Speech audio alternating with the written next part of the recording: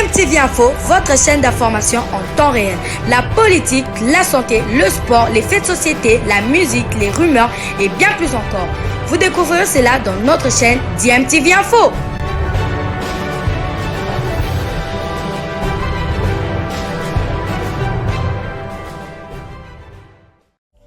Vous êtes sur DMTV, bonjour ou bonsoir, tout dépend de l'heure à laquelle vous nous suivez. Tout plaisir est pour nous de vous retrouver, mais surtout de savoir que vous êtes nombreux en train de suivre votre chaîne YouTube DMTV. DMTV qui vous propose l'actualité, vous propose également des analyses et des réflexions sur des sujets d'actualité, sur des faits sociaux, tout simplement sur des réalités que nous observons ici chez nous en République démocratique du Congo. Time is up, c'est l'heure de notre tour d'horizon, un tour d'horizon qui nous permet d'échanger avec vous sur actualité sportive bien évidemment ici en République démocratique du Congo. Et pour le numéro d'aujourd'hui, l'actualité c'est bien évidemment la poursuite des compétitions africaines interclubs où plusieurs joueurs internationaux congolais étaient engagés avec leur club. Il y avait le tout-puissant Mazembe Englebert, dernier représentant de la République démocratique du Congo, qui jouait le match retour des quarts de finale de la Coupe de la CAF. Il y avait également Simba SC avec l'international congolais Inonga Baka qui était bien titulaire dans la charnière centrale de cette équipe. Il y avait aussi l'ancien sélectionneur de la RDC Jean-Florent Ibenge Ikwange qui dirige l'équipe de la Renaissance sportive de Berkane, une équipe marocaine qui était tout aussi engagée dans cette compétition. Et nous allons commencer cette actualité par Lubumbashi. Lubumbashi où le tout-puissant Mazembe a battu Pyramide FC et file en demi-finale. Le tout-puissant Mazembe Englebert de Lubumbashi s'est qualifié hier dimanche à l'étape des demi-finales de la Coupe de la Confédération. C'était à l'issue des quarts de finale retour face à Pyramide FC d'Égypte.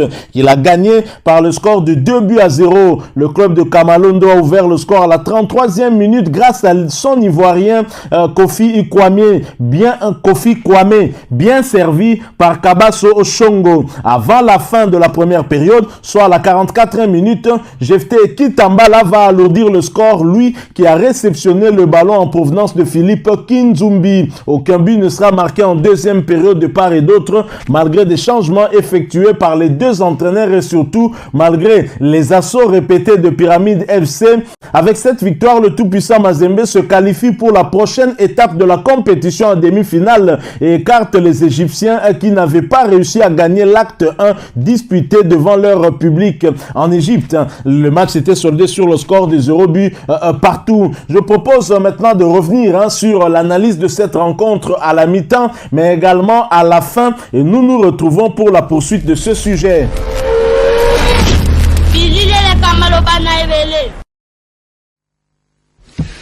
Le tout-puissant Mazembe Englebert qui négocie bien son passage en demi-finale parce que là, à la mi-temps, Mazembe mène par 2-0. Le premier but marqué par Christian Kofi Kwame à la 33e minute. Après avoir raté le penalty, il a gardé son moral et au point de se racheter. Le deuxième but est arrivé à la 44e minute par Kitambala Bola.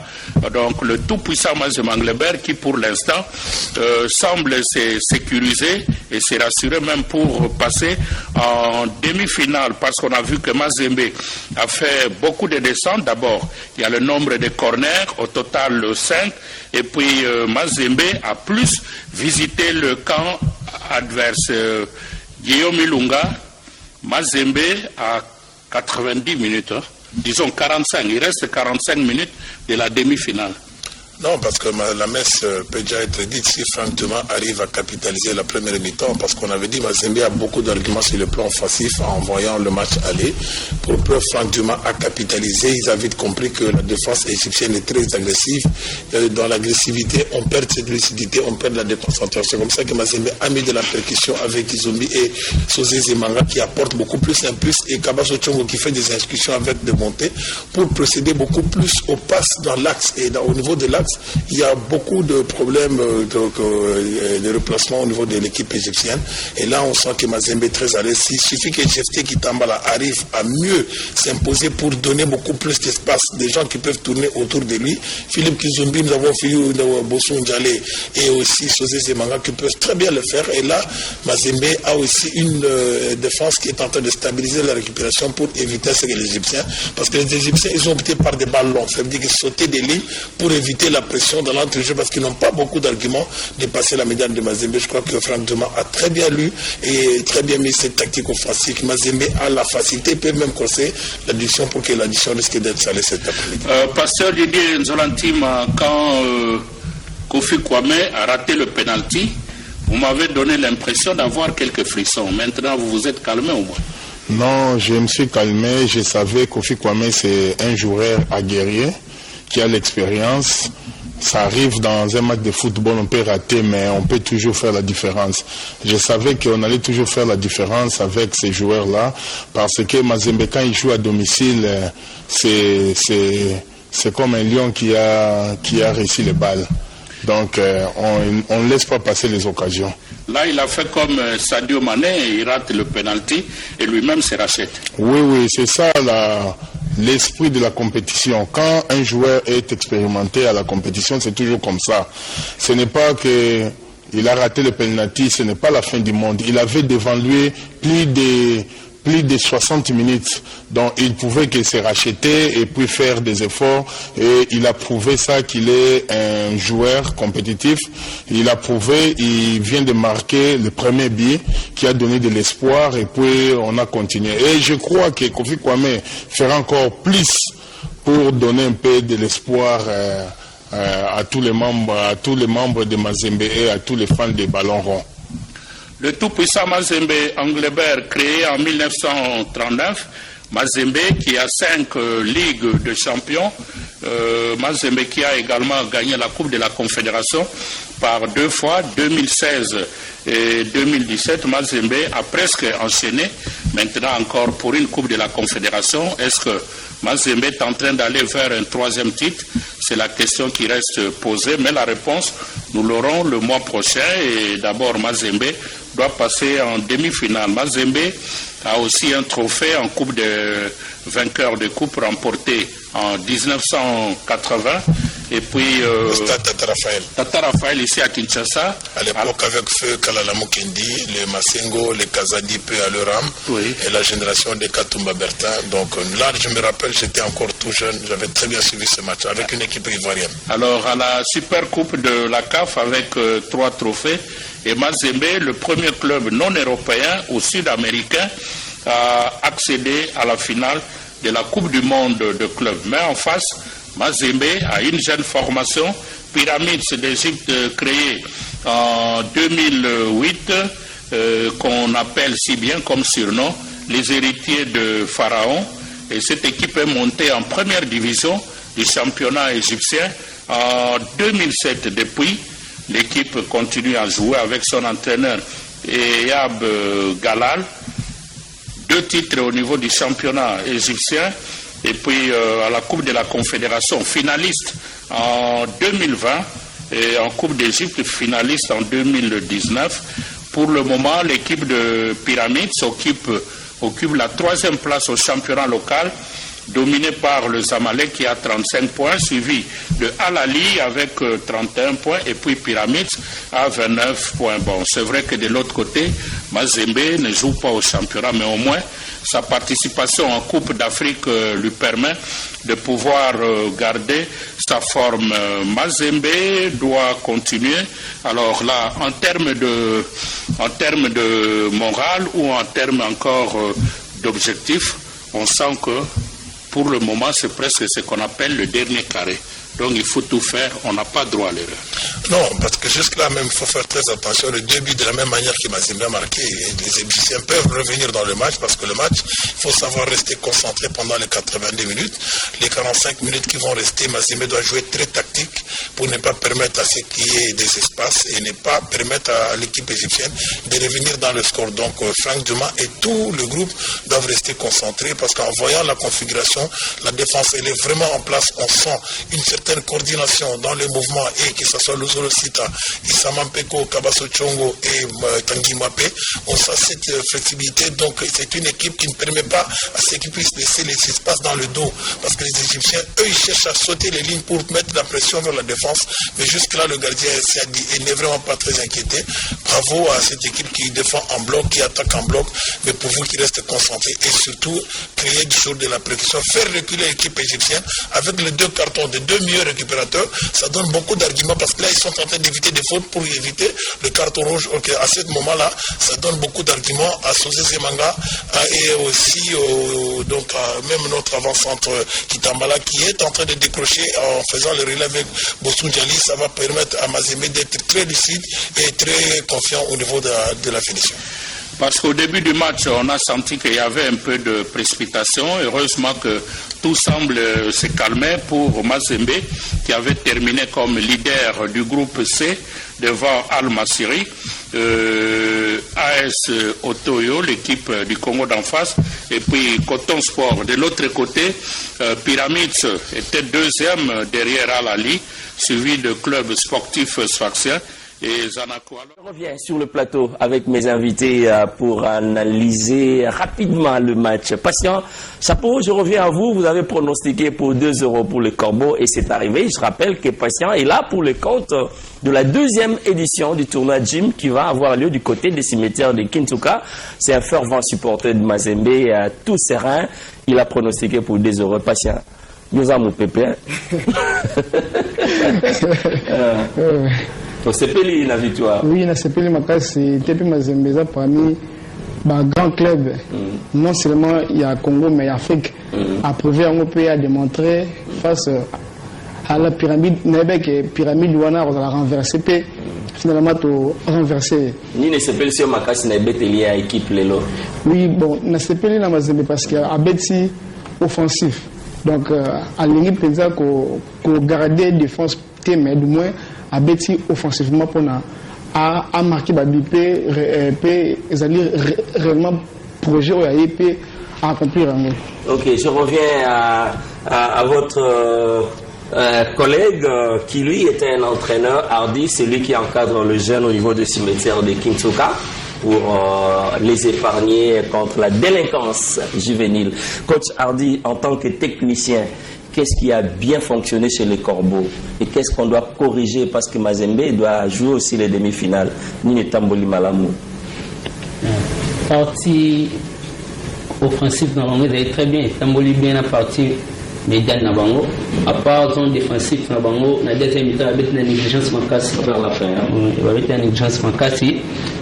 Pyramide à Moni Mazembe trop. La deuxième mi-temps vraiment. Malgré l'intervention de Kinde.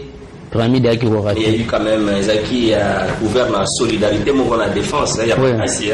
La défense a bien. Donc, l'entraîneur a dans la conférence de presse box to box.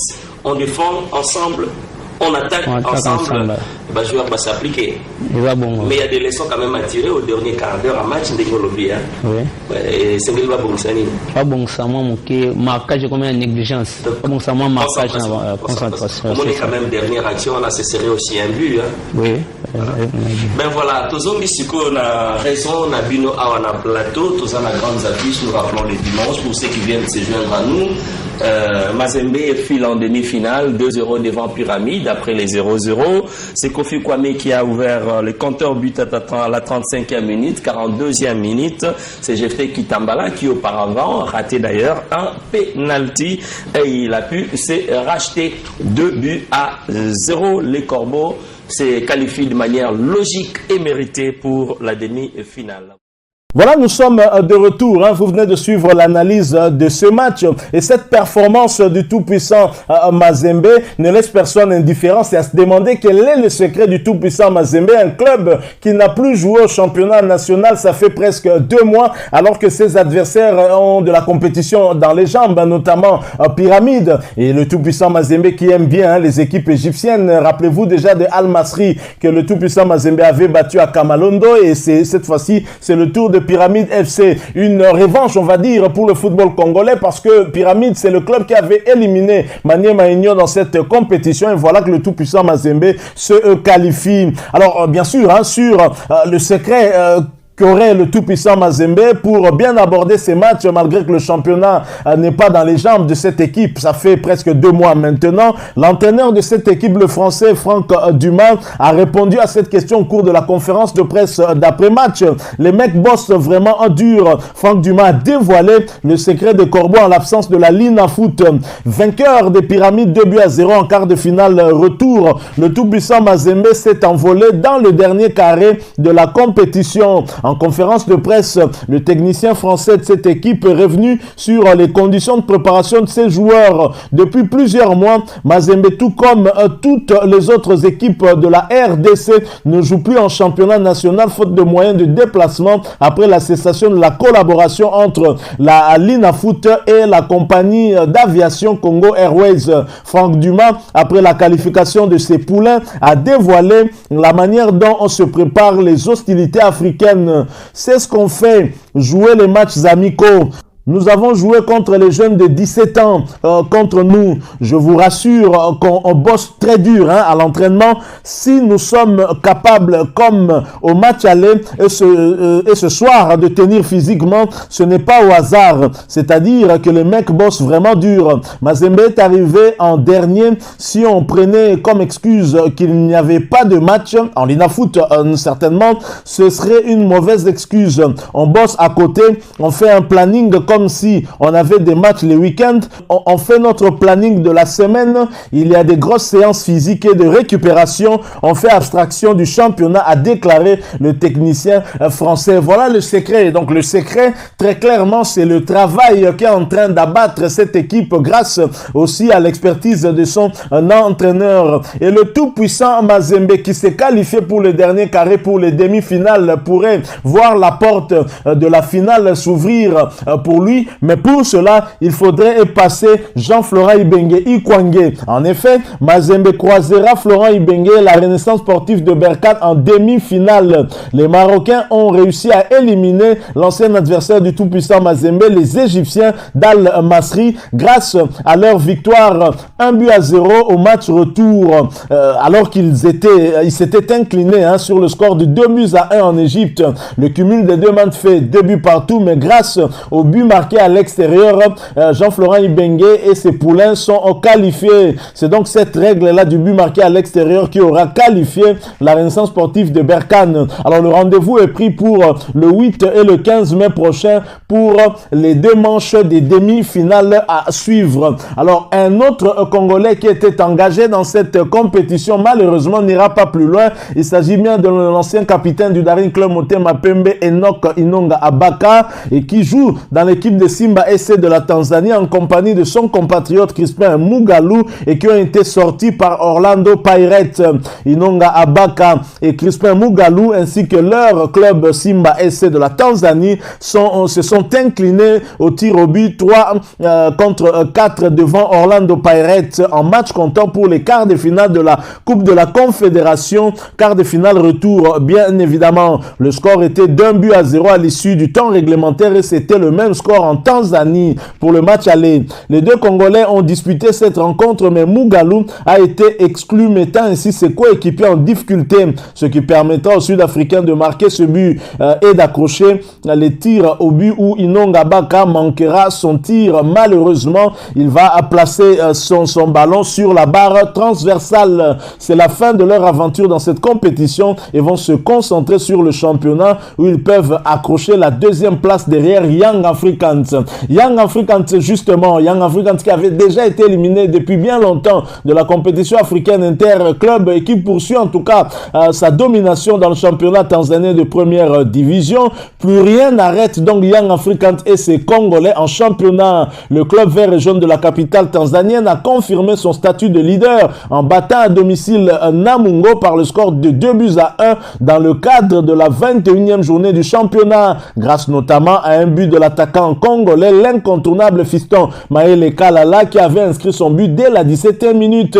Yannick Mangala, Djouma Chabani ainsi que Jésus Mouloko du Capel et le buteur du jour était bien évidemment titularisé alors que Chico Ushindi était sur le banc. Il a néanmoins fait sa montée sur l'aire de jeu en seconde période. Les Young Africans restent invaincus depuis le début du championnat après 20 journées avec 17 victoires et 3 nuls seulement. Ils ont 54 points. Les Mwananchi prennent 14 points d'avance sur leur dauphin Simba SC. Le rendez-vous est pris pour ce 30 avril pour le Classico tanzanien qui opposera Young Africans à Simba SC. Voilà qui met fin à ce tour d'horizon que nous avons voulu partager avec vous et qui, nous l'espérons, vous aura plu. Si c'est le cas, laissez-nous un maximum de j'aime. Merci de partager avec nous votre opinion en nous la laissant à travers un commentaire. Abonnez-vous sur cette chaîne DMTV. N'oubliez pas d'activer la petite cloche de notification. Encore une fois, merci à vous. Avec espoir de vous retrouver bientôt dans un autre sujet d'actualité. En attendant, portez-vous bien